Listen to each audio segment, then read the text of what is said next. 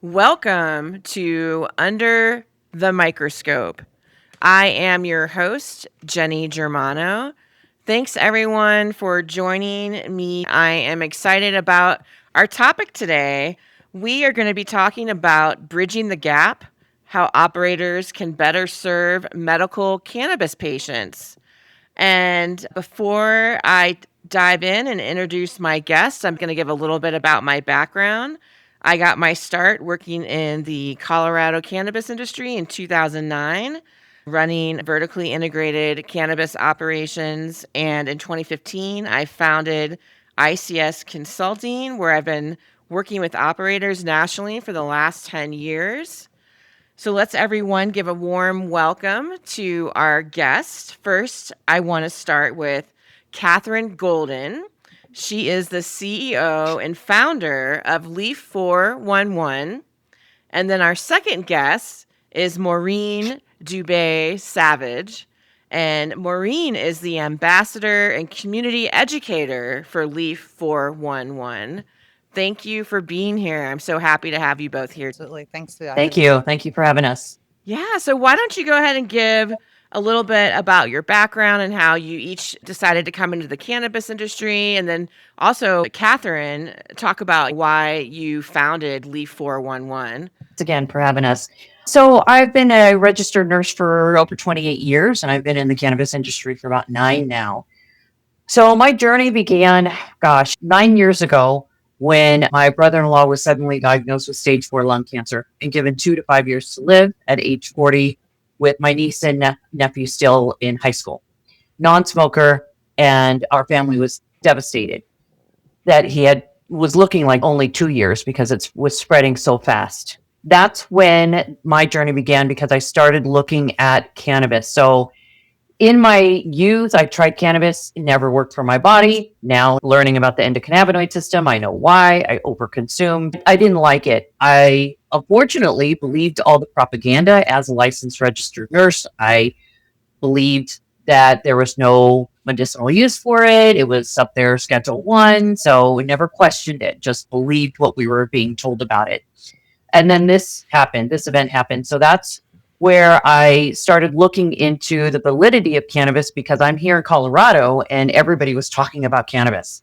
And I actually voted against it for adult use because I was like, no, I'm a nurse. There's no medicinal use for that. And I voted against it.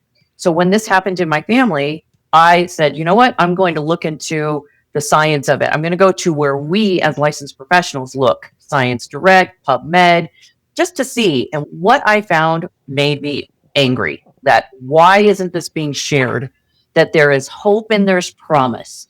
That even the science that we had back then 10 years ago was mostly animal and lab models, but still showed promise and showed the safety of cannabis. That's what made me angry. It's like, gosh, we could be using this or educating ourselves about it. So I self-educated as a licensed practitioner.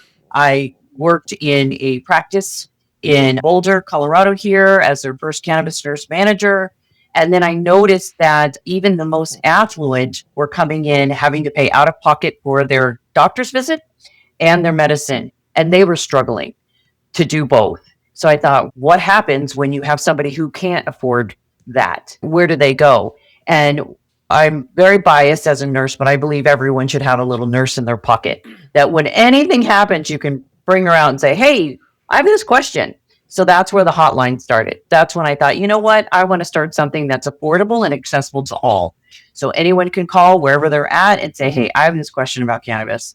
Do I even need to go to a doctor's office? Do I even need to get a medical card? What do I need to do? So that's how it all started. That's fantastic. Thanks for sharing. That's amazing. No, look, I come from a family of nurses, so I've got a couple nurses in my pocket. Maureen, please share about yourself. Yeah, thanks. I joined Katherine about a year or so ago, but I have been in collaboration for several years with cannabis education in the public. So I started following medical cannabis in 2016 when it really was starting to get revved up and really validating the benefit of this plant. My personal history is growing up in a large family and having many brothers and sisters that partaked, it was easily available. And throughout my life, I've always felt like when I consumed, it gave me some consciousness of clarity.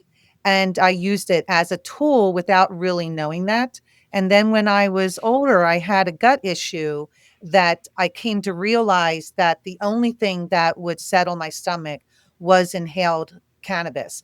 And I was always a recreational user throughout my life, but that was the second piece that really connected me to the plant medically for myself personally.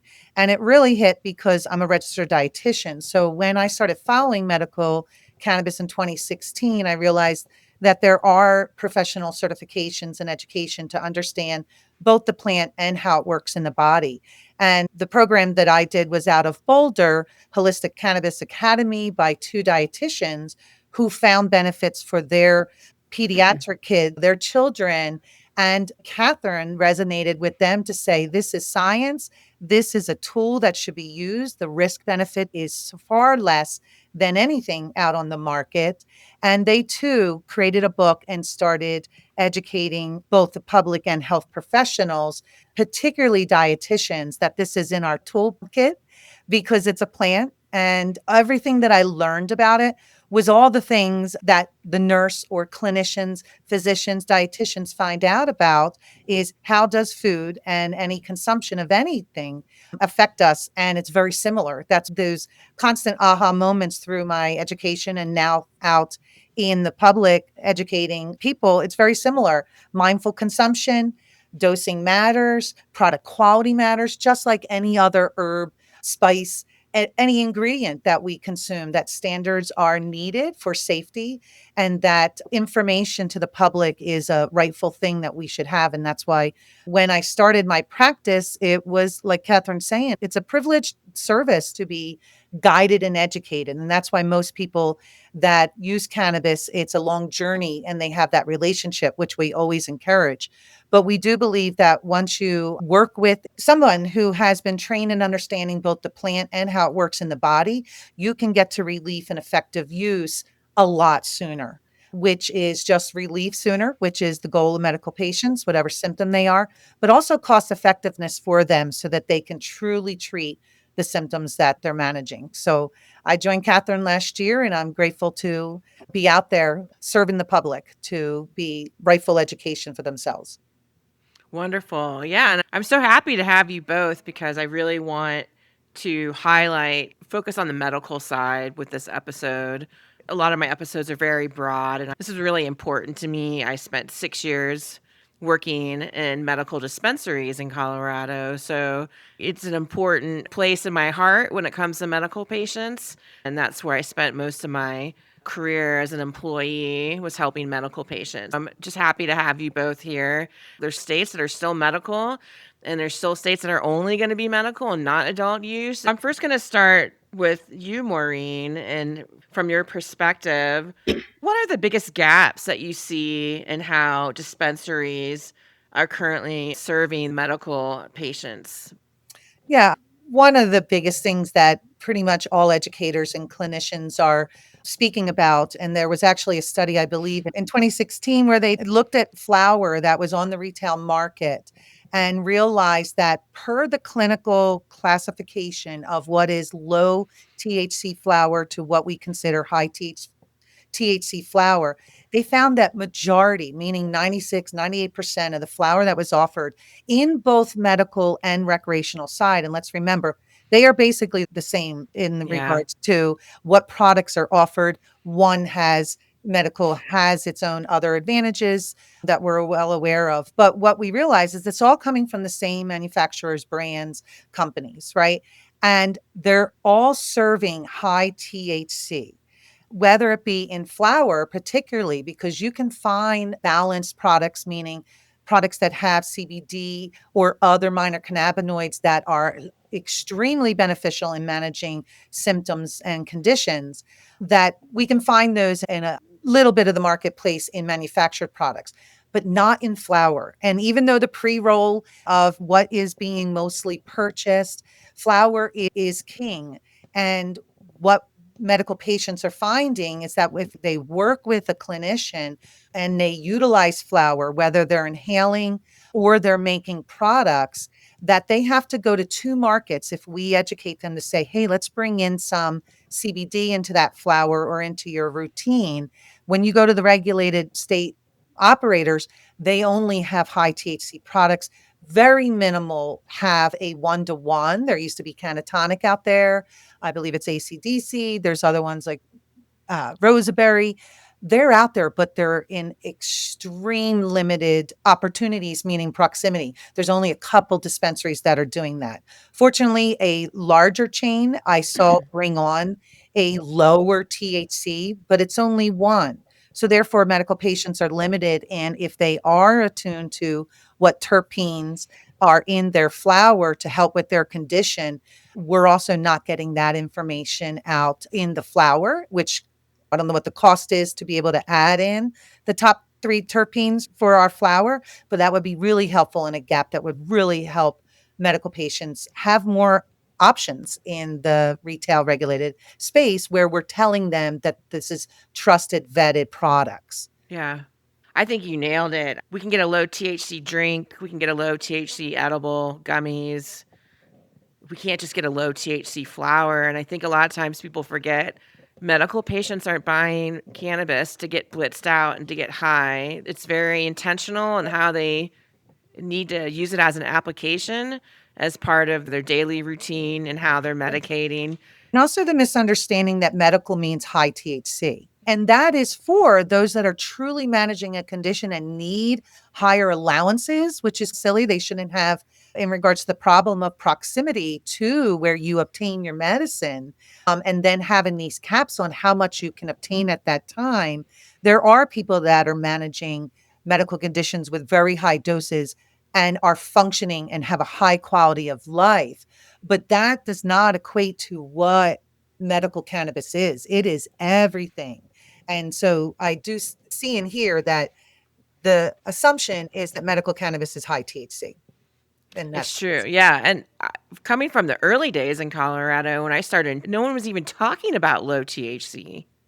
There's a reason why we're looking at this again now. And I think we've had 10 years plus of the retail, the adult use market suffering and struggling financially. But who's not?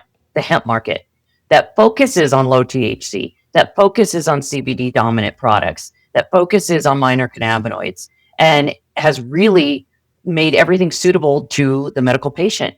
The traditional medical patient who's not looking to be impaired, just looking for a better quality of life. The proof now, and now it's coming full circle, which is a beautiful thing for us to see. Unfortunately, we had to get through that tough time of, hey, where are you guys going with your marketing strategies and your purchasing options? Because you're going away from the advocate who brought this industry to your table.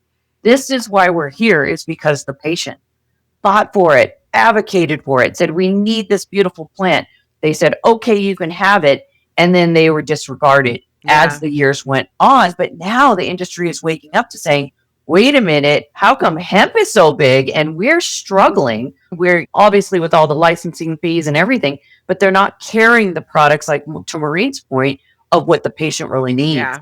And these are your evergreen patients. These are your evergreen consumers, right? Because they need to buy to keep their symptoms at bay. They're just not looking for, hey, I'm in my early years and I just want to feel euphoria. And then they put that aside because now they go on to do other things in their life.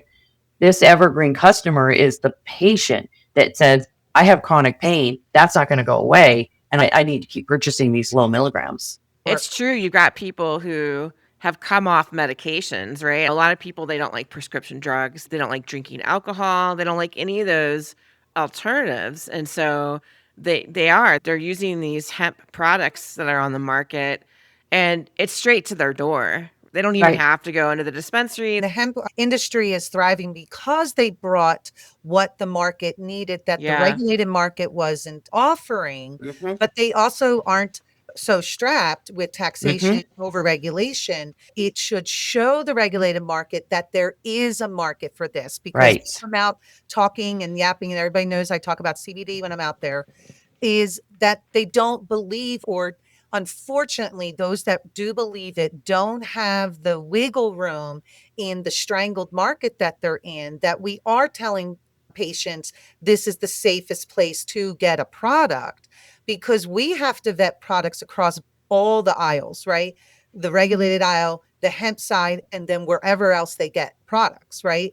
So we have to talk to them about safety. And the easiest way is to tell them, purchase a product from the regulated market because it's been vetted, right? But when I'm out talking to operators, they don't have the wiggle room or they don't have the belief. And when they do have the belief, it's because they don't have the wiggle room to go after that market.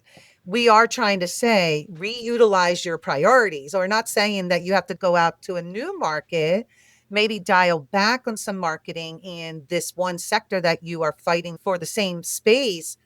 Look at this new space of new users and low dose users, and just maybe change up your marketing to education Yeah. and still stay within your budget, but let's utilize it a little different to a new audience. Yeah. I think it's hard because we asked retailers what was hard and unfortunate for the regulated market is that they had to wait till the traditional medical patient got educated about this. How wonderful the plant was, how they could trust the plant, how it wasn't just snake oil like 10, 15 years ago. Oh, I don't know. I've been told it's evil. And now they're awakening, right? Because all the education for the last decade, we've been saying, this is real medicine. So now they're awake and okay, I want it. But the industry was suffering for all that time, waiting for them to catch up. So now they're here and they're coming. They're just starting to come because now you have more traditional clinicians that are saying, okay, I might not be educated in it, but I'm neutral. I'm okay if you go and integrate this. Just go figure out how to do it safely. And so now we're there. We weren't there 10 years ago. We had doctors and nurses that were like, nope, Schedule 1, there's no medicinal benefit. So the regulated market unfairly had to wait all this time to really see, oh, okay, now we have the customers that are asking for it. They were always there. It just was going to take time for us to educate them. I think with any new thing that enters the world, it's a new industry. We have evolution. I'm a child of the 70s and 80s, and people smoked cigarettes everywhere on airplanes, in the mall, in the movie theater, in every restaurant, in every bar. And that has shifted. Now, there wasn't really a stigma. You could smoke anywhere. But now there's a stigma with cigarette smoking, and they get pushed 1,000 feet away from every building in a corner. And there's no really smoking anywhere unless you go over to Europe. When I went to Europe, I was like, oh my gosh, this is like 1980 all over again. Cigarettes everywhere, but at least in the United States. And so I think it just takes that time, right? We didn't wear seatbelts back in the day. Now we all wear our seatbelts. And there's just that shift that has to take place. And cannabis, the industry is evolving, and we're going through a catharsis right now between regulated cannabis and the hemp industry. There's just a lot going on between a lot of different belief systems and camps that people are in when it comes to all these topics. My question for Katherine is, where do budtenders commonly, unintentionally misguide patients, and how can operators fix this through like training or like just some new added protocols? Yeah. Well, it's a great question. Budtenders are essential to ensuring customers feel welcome, whether in medical or adult use settings. They try their best to relate to the medical customer by sharing their personal experiences, since they have no medical training. But I think this is where the unintentional, misguided product selections occur. Most medical customers won't disclose the nuances of their condition that would help provide a more accurate suggestion. So the staff is left to guess and decide, okay, this is what would be best, when they didn't have those extra details that a conversation with someone in a clinical setting would know about.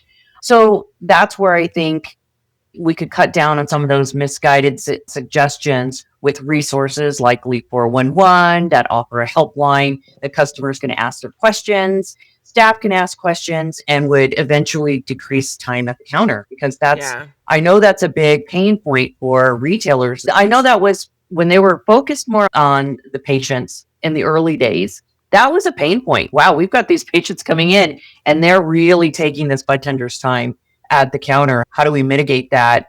And I think it's better now because they're coming in more prepared.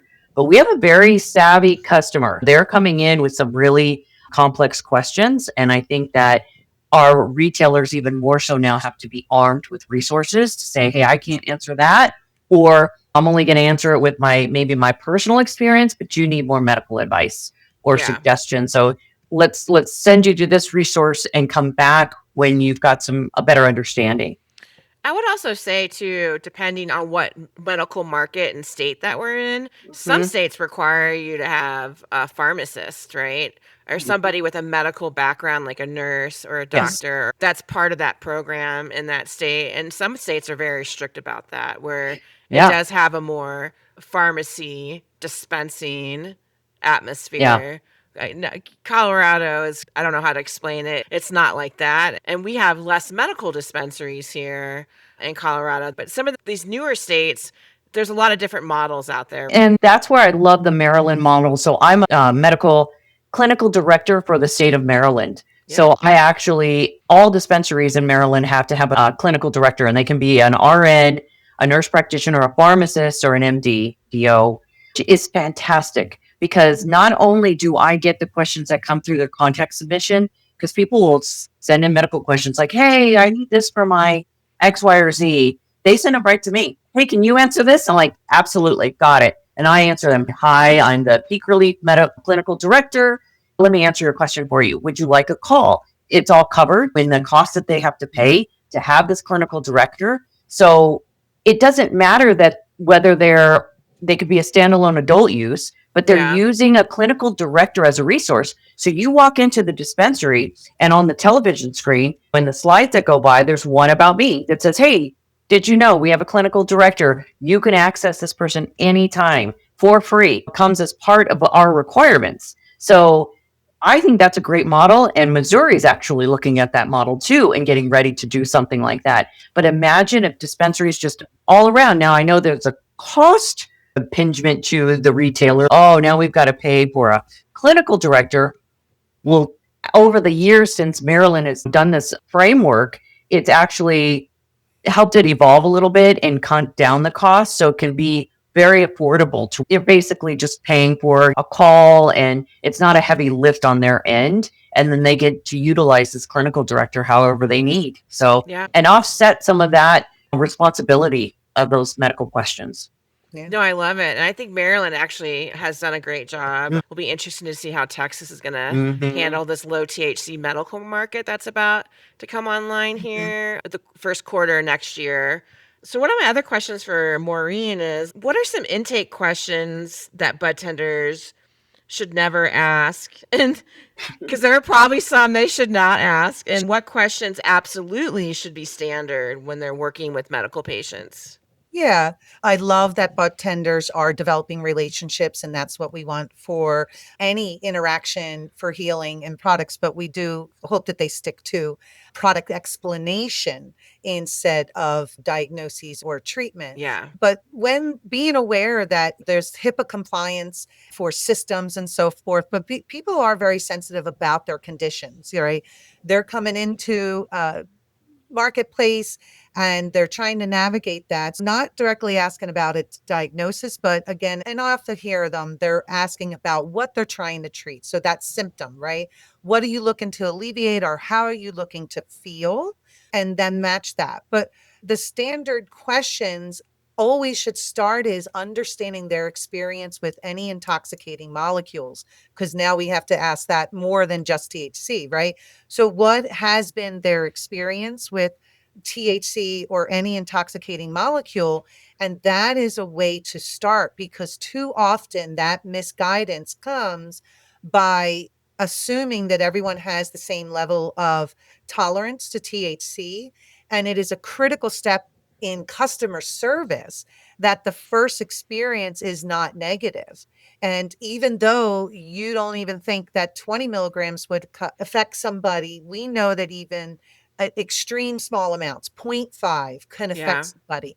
So really understanding where they're at in their tolerance of THC to again guide them. And when new customers come in that want to have a good experience or find some alleviation, don't want the high that they're concerned about. And high can be healing in some ways, but it's not what most people are trying to obtain when they're talking about symptom relief. So understanding their THC experience to then start them at the right level, right? You want to take someone down the Black Diamond, you would start them on the Bunny Hill, like keeping that concept, because we're going to lose that customer. If they have a negative experience, we're not only going to lose them from your dispensary, but we may lose them from the industry overall to that first misguided experience. And I know I keep hearing that story over and over again. I'm like, oh no, we lost therapeutic value because the first experience was misguided, right? So asking the tolerance abilities. Jumping into this communication, education, and staff training piece. I know we talked a little bit about it, but I know they've done some studies. I don't know if you remember, gosh, it might have been 8 years ago in Colorado. I believe the CDPHE that went around undercover to dispensaries and saying things like, I'm pregnant. And they were finding that budtenders were giving out medical advice. Yeah, I think that was almost a decade ago. I think it was CDPHE Yeah. had undercover calling and proved a point that our budtenders are feeling like they have to go to this level of medical education that they really shouldn't be expected to go to. And I think that was what I learned from it. Okay, how do we protect? They're not getting into this industry to be in a retailer and also feeling like they have to give out medical advice. If I were a medical customer coming into a retailer needing more assistance, I would love it if the front desk asked, do you need more time with the budtender for more in-depth questions, products, something like that, because then the flow can be managed from the front of house and then the ideal budtender can be assigned to that customer. I know some dispensaries do that. They'll pull someone aside, but just a flow of starting from the very beginning when I come into a dispensary to be asked like, okay, are you going to need extra time? I think that would help a better flow. I think that I do ask a lot for these budtenders, and I simply think resources. If they had more resources, we worked with a dispensary here in Colorado that loved it, that they had a resource that they could say, hey, I can't give that information. I'm not trained in that, but here's a resource. You can step to the front of the house, you can make a call, and then you come back and let us know what you need. But we don't want to give you wrong information. So, I think that's the heartache I feel for them, is that I feel like the industry is still trying to decide, do we need to teach them more and have them learn more medical knowledge and all of that? That's a lot. I would never walk into a drugstore and expect the staff there to educate me medically on Tylenol, Advil, or even something I had to get from the pharmacist behind the counter. I would never ask a staff person to educate me medically on any of these things. Yes, they know about the brands. They know the variety of brands. They know where I can find the different nuances of the brands and the products and the routes and stuff like that, but not how it works physiologically in my body. So that's what it is. Everyone processes everything in their body completely different. Yeah. And then talking to a dispensary in California a couple of years ago, she said she had to quit because she was forced by the owners to answer every medical question. She said they would even tell her, just guess, sell something. No way. So that's what's really hard when you're asking somebody that has incentives of what to sell and brands and all of that. And then you're asking them to give a suggestion for somebody. There's conflicts of interest. And why put that on them? Why put that onus on them? We need to help them out more so by taking that weight off, I think, in providing more resources. That was really good. Thank you, Katherine. Maureen, what training components do you see missing from typical budtender onboarding programs? Yeah, I know that there are onboarding in regards to the regulatory things that have to be understood. And then also like underage serving and then product training, like Katherine was speaking about. And we've gone around and around in this discussion of how much or what needs to happen in the budtender training to be best for the industry and for the customers. So they are getting some of that, of those organizations that invest in that. There's required vendor training, and then there's additional training that can happen. Katherine's saying, expecting them to know how it all works in the body, it's very complex. But I do think maybe some fundamental 101 understanding of the plant and how it works in our body, particularly with onset and kind of duration, because that it really helps people understand how much of a product that they may be needing in a purchase, or how it may affect them, or what they should expect. So that would be a wonderful addition, but just with turnover and then, of course, crunched budget lines, is that the responsibility of the owner to boost their customer service?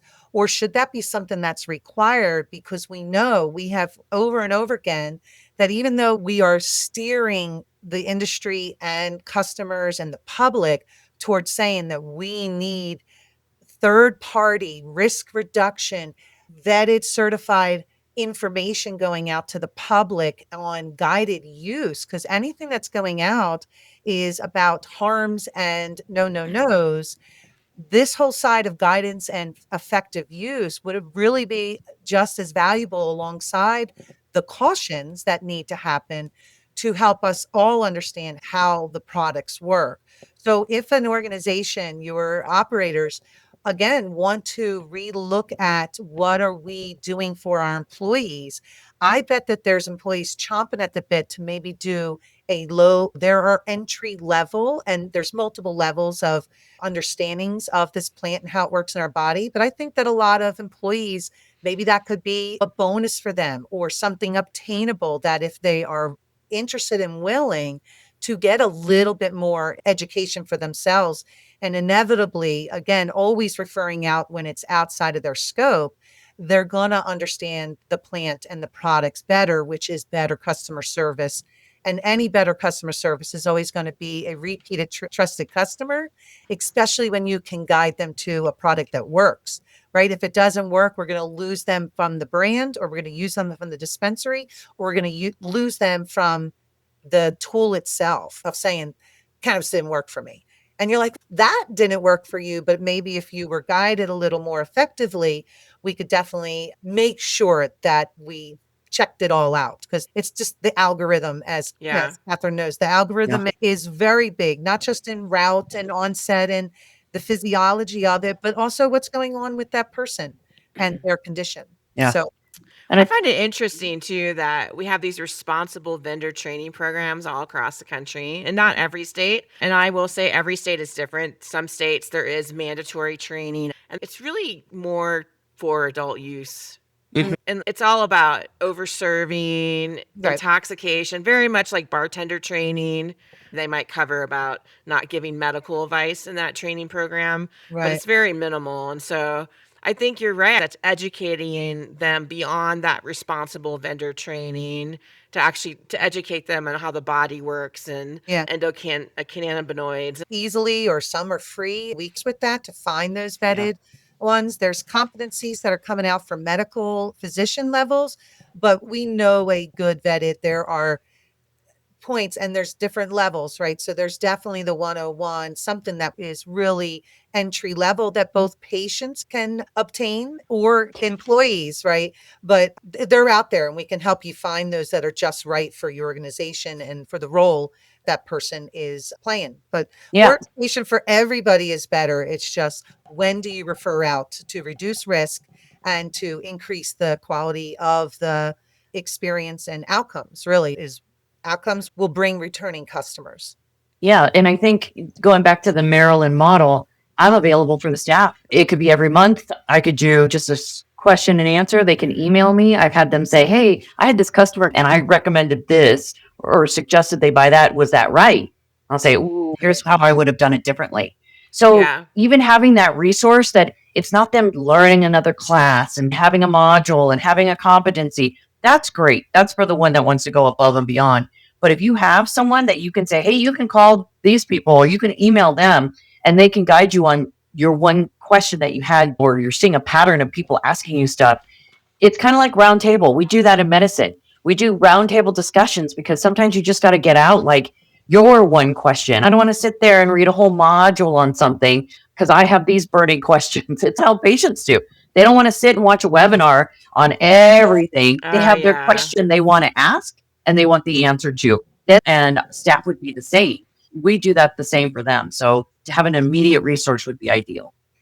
No, I love that. This is something I've been wanting to talk about for a while. Is like, what are some best practices for medical dispensaries building out their patient programs? Because I really think a patient program is really important for anyone who's going to be launching a medical dispensary. Yeah. I feel I'm on repeater mode, but I think best practice would have a resource to clinical guidance is number one for staff and for customers.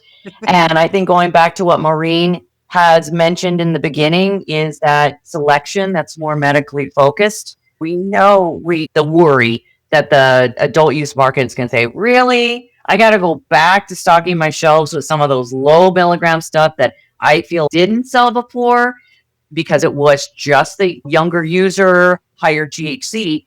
And what we've got to tell them now is that has evolved, though. We started at that. Patients weren't ready.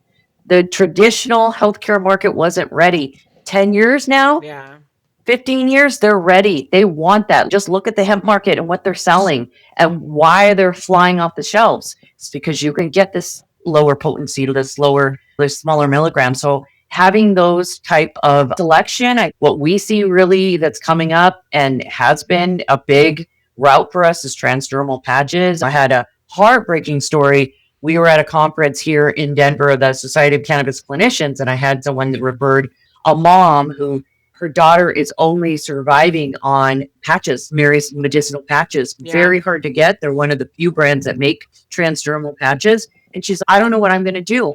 It's my daughter. It's life or death. And she called her governor. She's called everybody. How do I get patches here? And they're like, sorry, because it's illegal to cross state lines. Sure, we have the patches in California, but you can't get them in Illinois. And she's like, either break a federal law and drive out there and drive them back. Or what we tell them is we're going back to the day where you had to move to a state to gain access. So this is what's hard. It's like these medical patients are now finding what they need and they want to go to dispensaries. And we tell them that dispensaries are the better place to go because of the regulations, because of the testing that's mandatory that they do.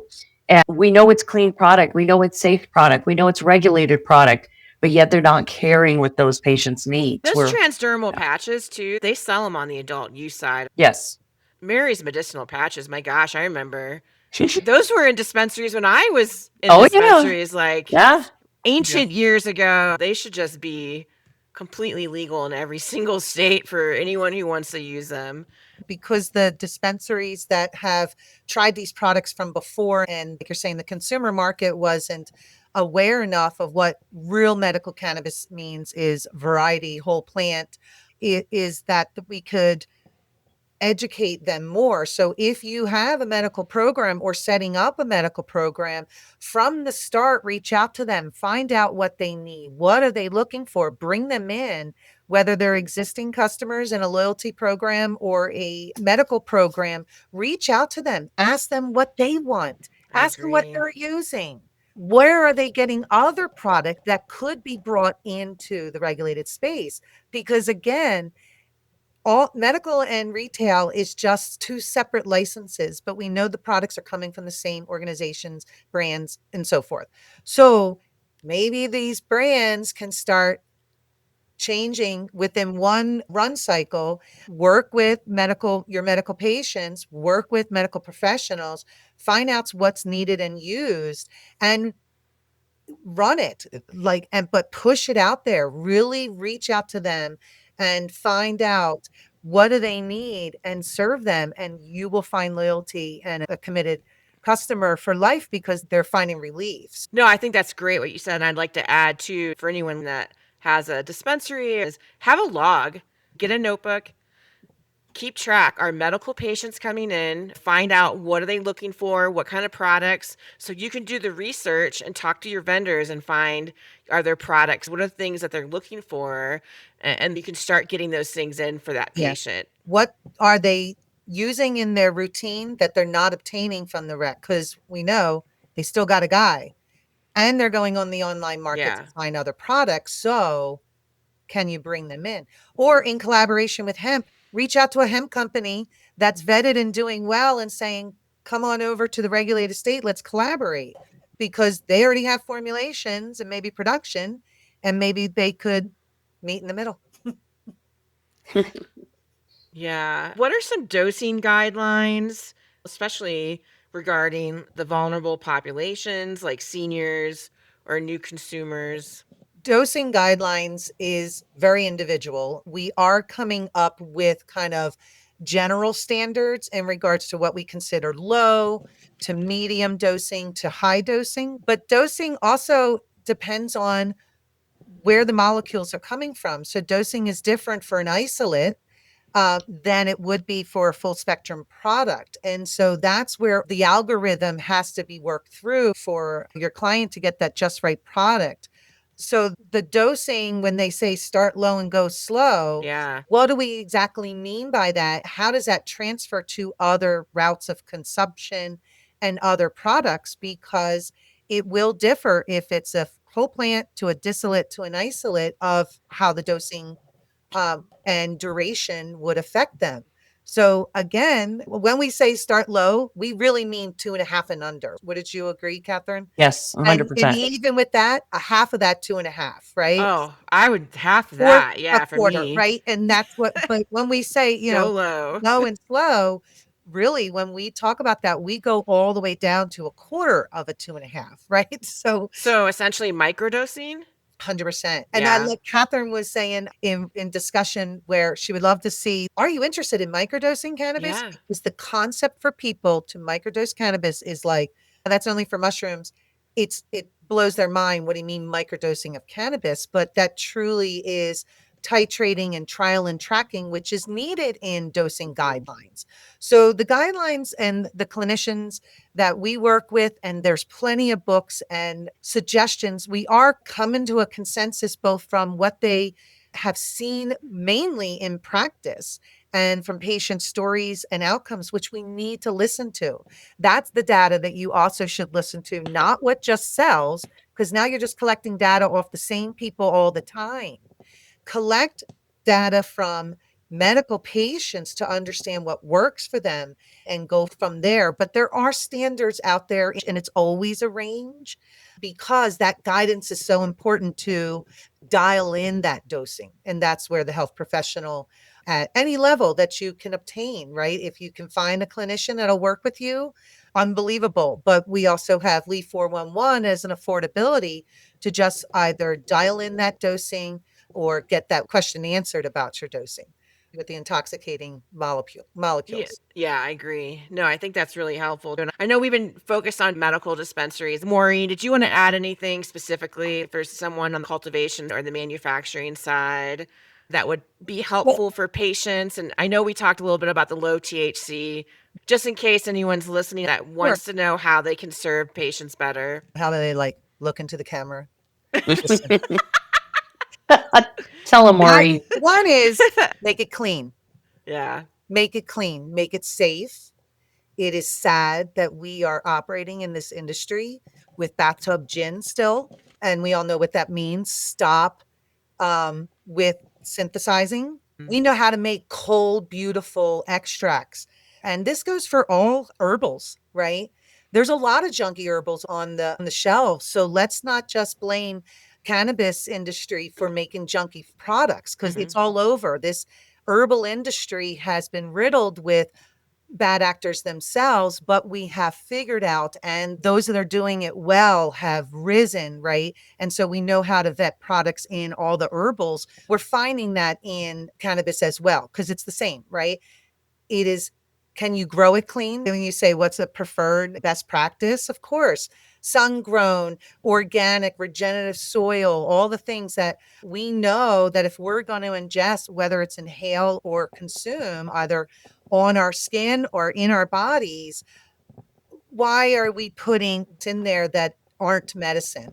And when you look at studies about synthesis and when we convert things, whether through extraction or this bathtub gin processing that has got us far off subject for what we're trying to do in the hemp side, is please make it clean. Make it clean. If you're consuming it, if your family's consuming it, your friends, patients are consuming it, be clean, be safe, run operations like real businesses, which have SOPs and audits.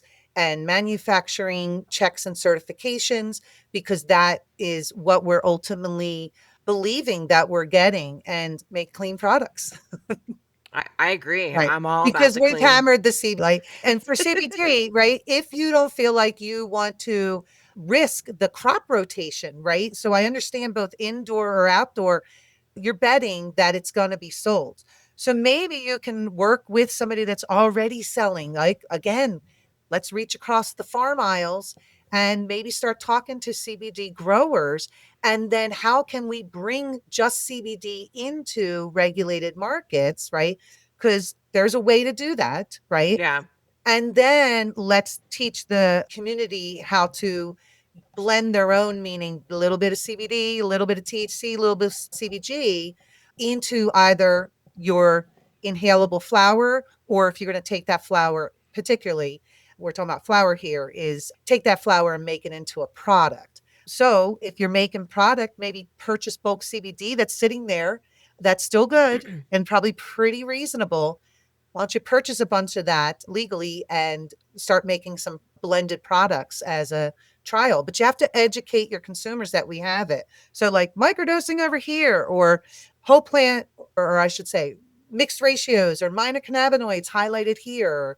Bring some highlight to it. And I think that people Yeah. know and they'll pay attention. Hopefully the cultivation community doesn't beat me up too bad, but it's challenging with chemical application, right? It might not always be able to be chemical free. And I recently had someone made a comment saying poison in, poison out, and I agreed with that person. What are patients supposed to do? What if not everything is on the label? It's the same with food. We get into our food sources, there's chemicals in everything, our water. I'll tell you, the cannabis consumer out there, they know some people just grow their own. They won't even go into a dispensary and buy flower because they don't want chemical cannabis. Flower advocates are not obtaining their products through the regulated market. No, And there was just an no. article out about patients are now turning back to the guy because the guy is growing small boutique products, flower that is just beautiful. It's not dry, and it has the whole plant in there. It's not been breeded out for short production and turnover and high demand. No, they're truly breeding for what the plant wants to express and what they're looking for, but they're looking for now the minor cannabinoids and bring them back in, and also the terpenes. They're really showcasing how tasty and the benefits of the terpenes.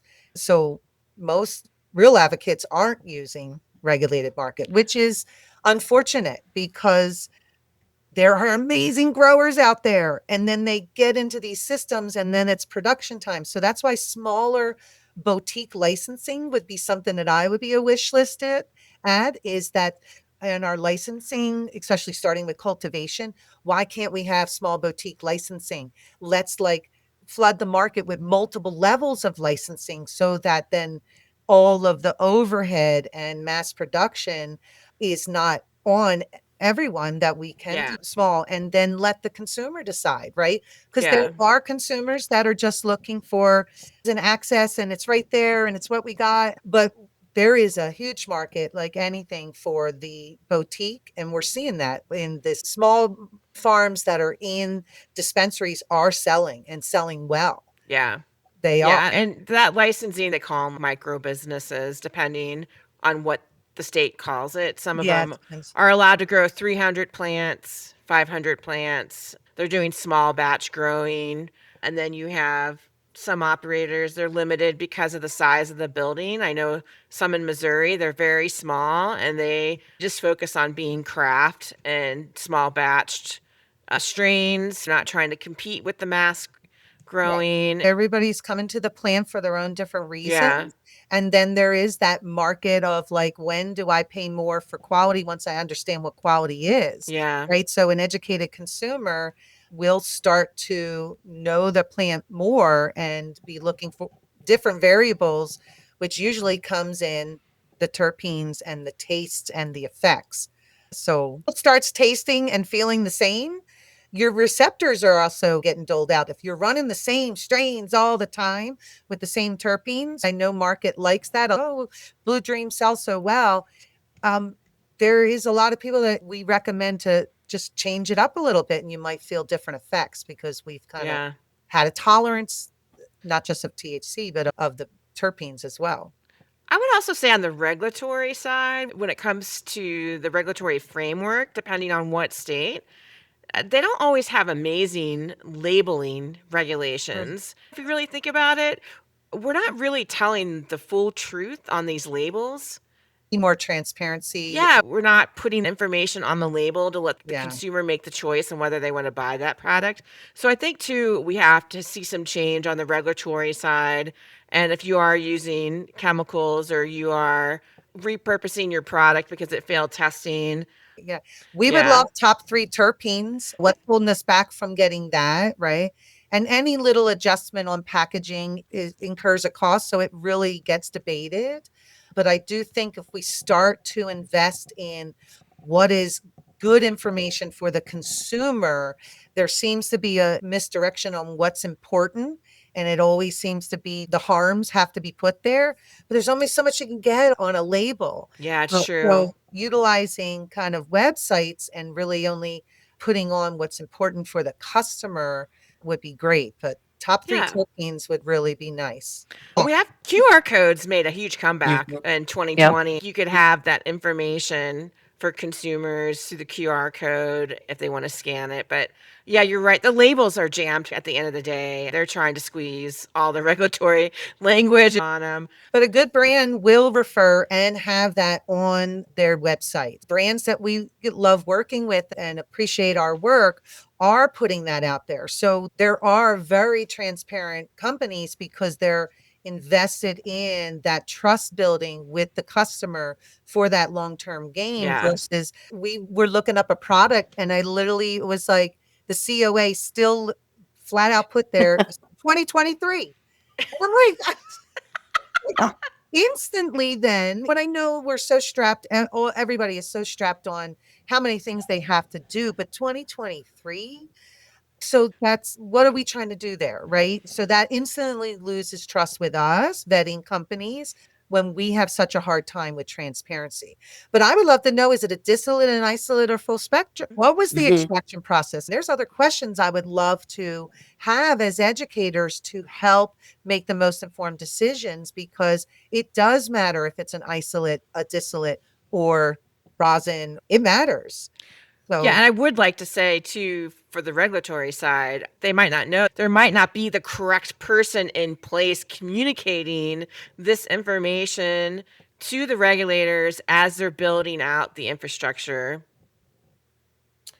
I think the information's there. There's multiple forces that want to get on that label. Too much information may deter us from recommending that product because that's not something that we want. So sometimes that lack of transparency, it's like the Oz. I don't want to know what's behind the curtain, because when you turn a product into distillate, it has a longer shelf life, therefore can be where full flower product and cold pressed product has to be refrigerated and maintained. And so operationally, I get it, but it's important in the medical side because duration and effects are different from an isolate to a distillate to a full express product. And we're always going to go for gold standard, which is who doesn't love rosin and the terps and right, like fresh cold pressed extracts.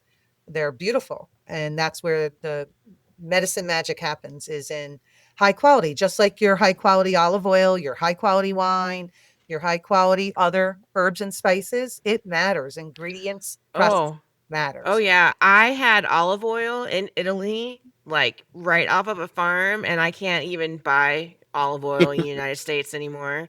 It's not even the same thing. And again, we are not speaking about practices that are no different than the food, beverage, herbal, no different. It's just, gosh, I wish that cannabis would have come to the industry to set the standard and then bring all of them in to this movement of being aware of where our food comes from, how it's processed, and how it affects me. I still believe that maybe cannabis can show that way, be the lead plant and the lead industry to say, let's do it best. Let's be best instead of, Yeah. Speaking of the future, so I'm going to wrap up with you, Katherine. Where do you see the future of medical patient support heading in the cannabis industry? Wow. I hope that this new trajectory, this evolution of where we were when we started to where we are now keeps going. I hope Yeah. that the industry can get behind supporting the patient and really seeing a value again that, hey, you brought this industry to us. Sorry, we lost sight of you the Yeah. last few years. And now we're going to focus on you again and really welcome you back. Let us know what you need. Let us know how we can help you. And then really listen to that patient, to that customer that's out there. So I think, I'm hoping that the support comes from the industry and it's all going to come from the practitioners too. Yeah. If you look across the country, you see how many new trainings there are for medical professionals, how many colleges, how many school programs. But you didn't have a decade ago, No. and now that you have it, you can get your associates here at CCD and take your cannabis courses. It's taken some time and it'll still take another decade for it to be fully integrated. I just saw something today about how Medicaid is now looking at CBD to be covered and things. So it's coming. It just takes a long time, couple of decades of a new industry to figure out what really its purpose is and to focus back on where we're going to be most successful. And I think the patient has always been there. It's just now let's focus on them. And then 20 years from now, we're going to be sitting around going, remember when? Right. Remember when? It was like, we were like, wow, I can't believe we had to go through all that. Right. Hopefully there's increased access, right? That is Mhm. a major problem for medical patients is proximity. And that's why, again, the hemp side exploded, not just because they weren't held to Yeah. the taxation and overregulation, but because they could ship to the door. So let's Yeah. look at that again. And if you have the ability to deliver, get into the delivery program, connect with them, right? If you don't have the drive-through ish, whatever, like the pickup, that's a great convenience too, to be able to reach. Ordering online. Yeah. Yeah, and so we can learn a lot about the success of hemp, not again because they didn't have the taxation or Yeah. regulation, but it was about access, variety of products, and delivered to your door. And when I say access, what I mean is they could shop and look and consider online in the privacy of their own home. The challenge we still have with dispensaries is the stigma of walking into Yeah. a physical space.